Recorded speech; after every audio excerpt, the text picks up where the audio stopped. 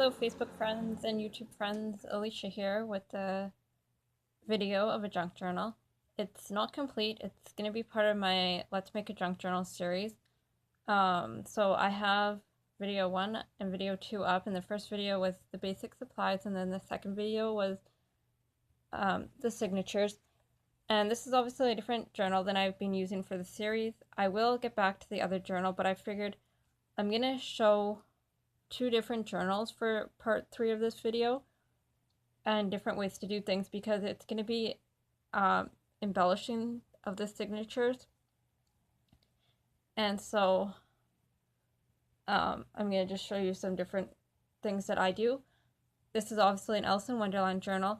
I have created the papers myself. I have a Disney program that I bought a number of years ago, and so I have just created the papers to make my journal kit. And so I'm not gonna really discuss the journal itself, but just the signatures. You know, I will obviously do a flip through when it is done. I am gonna go fairly fast because these, I don't embellish generally very often, very much, but I have done a bit more with these ones, and it's nowhere near complete, but I wanted to show it to you kind of in steps, because I feel like people get overwhelmed with completed journals, and they're like, well, how did you get to that point? And I have ink all over my fingers. I was stamping in this journal. So I'm just gonna, like I said, show this to you as I make progress on it. So this is paper I've designed. I've printed on both sides. I've added washi and stamping, and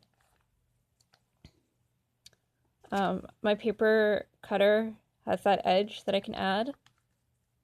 This is more things that I've done with my program here, and I also have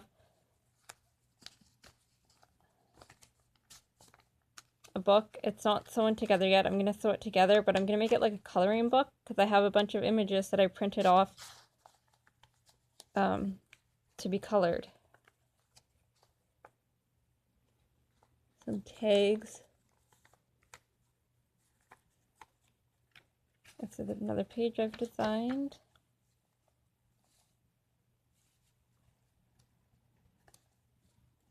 And the paper's all being dyed. I use different things to dye things. This I did with ink. This is a pocket. I like things in the middle of my pages. I don't know why. And I know a lot of people would be like, well, you can't journal if things are in the middle of the page.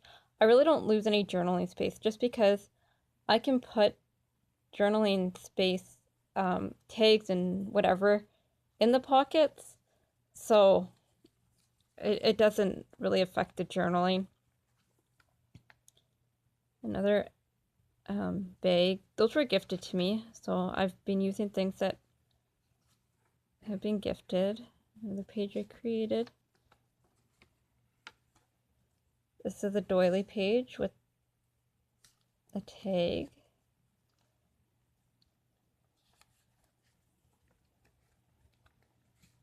Another tag. I really like designing my own pages.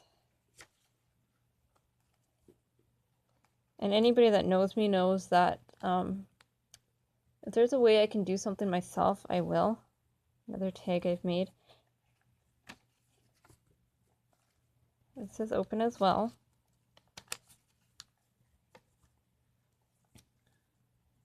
This opens up completely.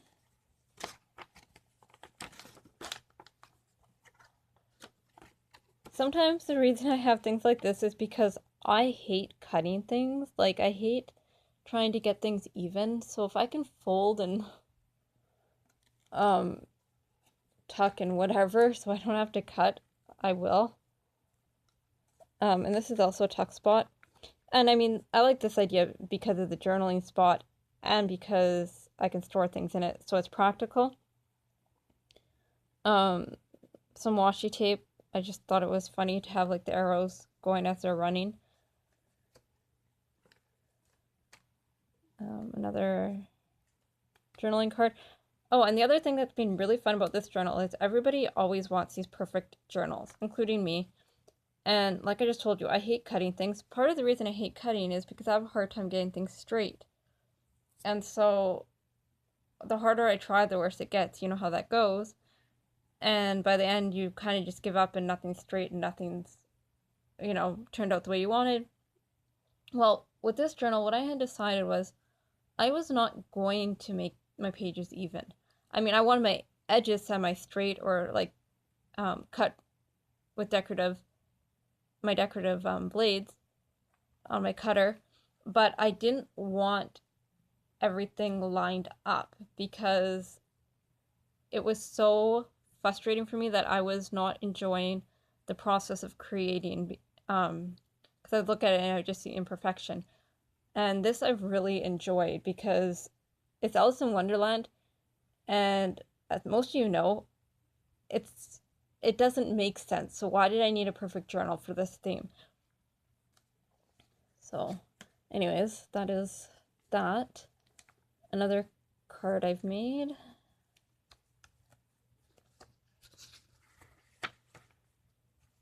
This is an envelope, clearly.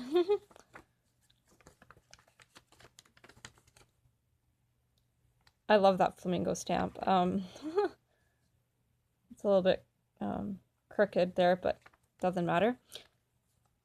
And these stamps, this one and the heart one, are Stampin' Up. I hardly ever use them, but they were perfect for this journal.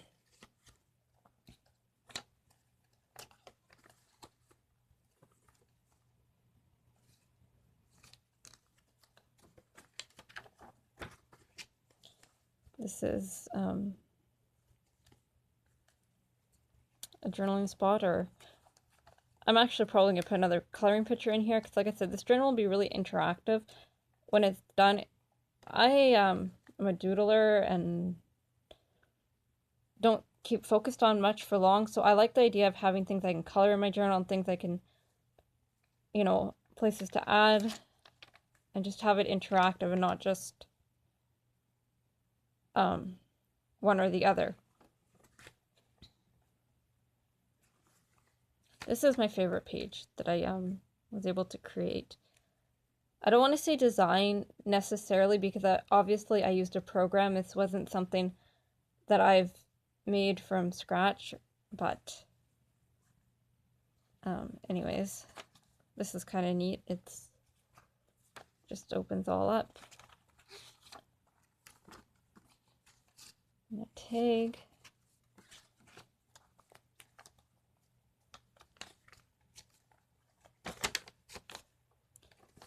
Okay, and this video is already over 8 minutes long, so I'm not going to get the second signature in on this video because of uploading reasons. So what I'm going to do is I will make it a 2-part video, but I will do the other one. I'll fully embellish the other one before I show it, and you can kind of see, you know, a bit of the process that I go through or will have gone through for this journal, and then I will show it once it's totally complete. Anyways, if you have any questions, leave them in the comments. Thank you for watching.